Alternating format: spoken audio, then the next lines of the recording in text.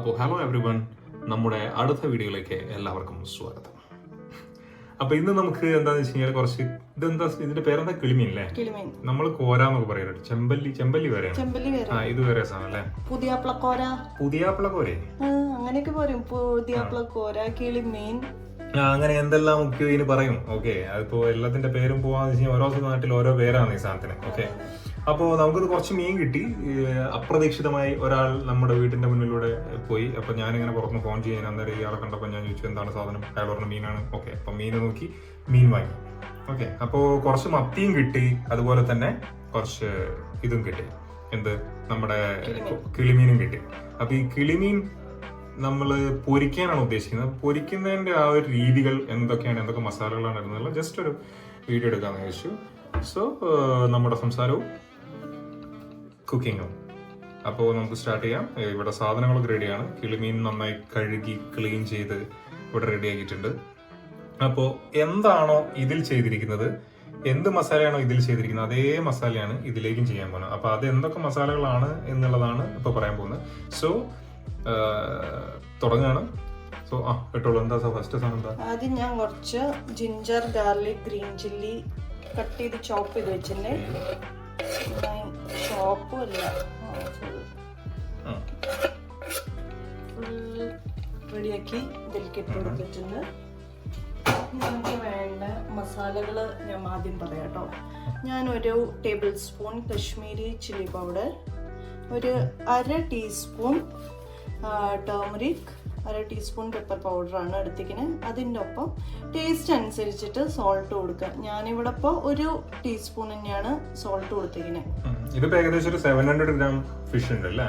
ഇപ്പോൾ 700 gram fish ഉണ്ട് almost. അപ്പോൾ അതിനുള്ള ഇൻഗ്രീഡിയൻസ് ആണ്, അതിനുള്ള കണക്കാക്കിയിട്ടുള്ള സാധനങ്ങളാണ് ഇപ്പോൾ ഇതിനകത്ത് കാണാൻ പറ്റുന്നത്. ഓക്കെ, അപ്പോൾ ഇതെല്ലാം കൂടി ഞാൻ ഇതിലേക്ക് ഇട്ട് കൊടുക്കുകയാണേ.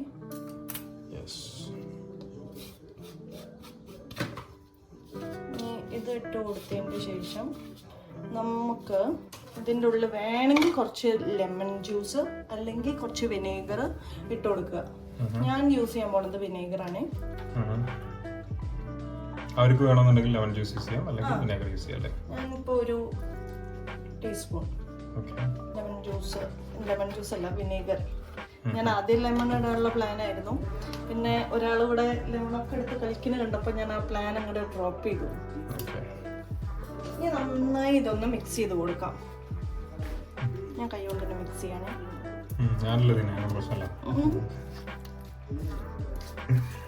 അല്ല, കയ്യ് എരിവാണെങ്കിൽ പണിയാവില്ലേ? അപ്പൊ വേണമെങ്കിൽ ഗ്ലൗസ് യൂസ് ചെയ്യാം.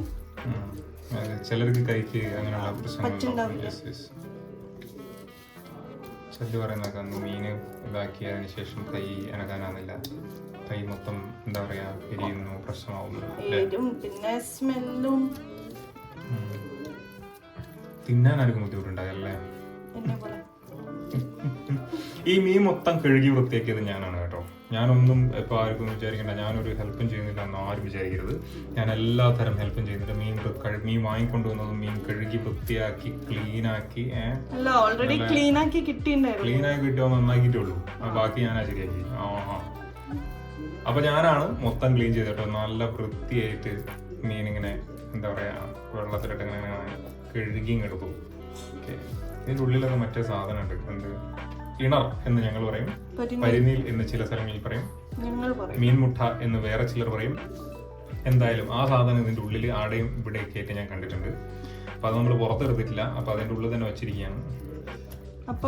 സാമാന്യം വലിയ മീനായിരുന്നു. കാണുമ്പോൾ തന്നെ നമുക്ക് ഈ മീൻ കാണുമ്പോൾ നമുക്കൊരു നല്ലൊരു സന്തോഷമാണ് ശരിക്കും പറഞ്ഞാൽ. ഇപ്പൊ എന്റെ ഒരു കണ്ടീഷൻ എടുക്കുക വെച്ചാൽ ഈ മീൻ കാണുമ്പോണ്ടല്ലോ എനിക്ക് ഭയങ്കര സന്തോഷമാണ്. മീനിന്റെ ആ ഒരു മീൻ ഇങ്ങനെ കിടക്കുന്നോ കാണുമ്പോഴേ വാങ്ങിക്കൊണ്ടുപോയി കഴിക്കാൻ തോന്നുന്നു. ഞാനൊരു മീൻ കൊതിയനാണ്. ആരാപ്പം മീൻ കൊതിയനല്ലാത്ത? എല്ലാരും മീൻ കൊതിയന്മാരാണ്. ഓക്കെ, ശരി, സമ്മതിച്ചു. അപ്പൊ ഇതിപ്പോ എല്ലാം കറക്റ്റ് പെരട്ടി വെച്ചില്ലേ? ഇതിപ്പോ ആയിട്ടുണ്ട്. ചില സമയത്ത് മസാല തിക്കറ്റ് ആവുകയാണെങ്കിൽ വേണമെങ്കിൽ കുറച്ച് വെള്ളം ഒഴിച്ചു കൊടുക്കാം. ഞാനിപ്പോ വെള്ളം ഒഴിച്ചു കൊടുക്കണില്ല ഇവിടെ, കാരണം നമുക്ക് കറക്റ്റ് മസാലയാണ് ഇതിന് വേണ്ടത്. ഇനി കുറച്ചൊരു 5-10 മിനിറ്റ് അവിടെ റെസ്റ്റ് ചെയ്യാം, നമുക്ക് വെക്കാം. ഓക്കെ, പിടിച്ചോട്ടെ മസാല. ശരി. അപ്പൊ പിന്നെ ഒരു 5 മിനിറ്റ് ഇങ്ങനെ വെച്ചോണ്ടിരിക്കും. ഒരു 5 മിനിറ്റ് മസാല ഒന്ന് പിടിക്കാൻ ഇതിന്റെ മുകളിൽ ഞാൻ വേണ്ടവർക്ക് വേണമെങ്കിൽ ഫ്രിഡ്ജിലേക്ക് പോകാം അല്ലേ? അതെ, അത് ഇപ്പൊ നമുക്കിതിപ്പോ പെട്ടെന്ന് കിട്ടിയോണ്ടല്ലേ, നമുക്ക് സമയമില്ല. അപ്പൊ സമയമില്ലാത്തവർക്ക് 5 മിനിറ്റ് ആയാലും 10 മിനിറ്റ് ആയാലും പ്രശ്നമില്ല. ഞാൻ ഇതില് ഒരു സ്ട്രാൻഡ് ഇപ്പൊ കറിവേപ്പിലയും കൂടി ചുമ്മാ ഇട്ട് കൊടുക്കണ്ടേ. ഓക്കെ,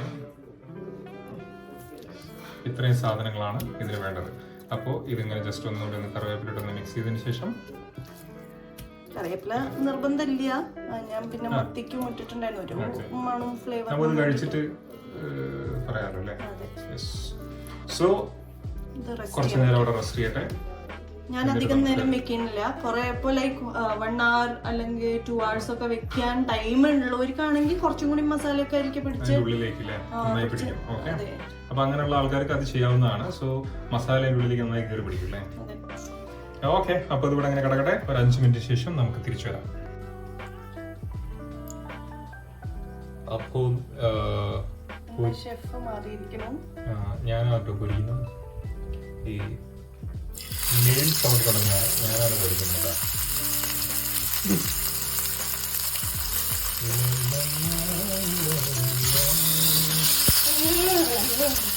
നല്ല പേടിയുണ്ടല്ലേ നമ്മളൊക്കെ ചെയ്യുമ്പോൾ നല്ല വിലയുണ്ടോ?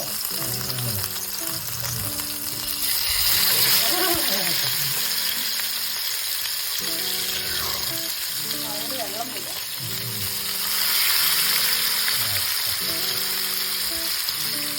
നമ്മളിത്രയും എടുക്കുന്നുള്ളത് നമ്മളത് ഫസ്റ്റ് കഴിഞ്ഞിട്ട് പിന്നെ വൈകുന്നേരം എന്തെങ്കിലും എടുക്കും, പിന്നെ നാളെ പിന്നെ കഴിക്കും.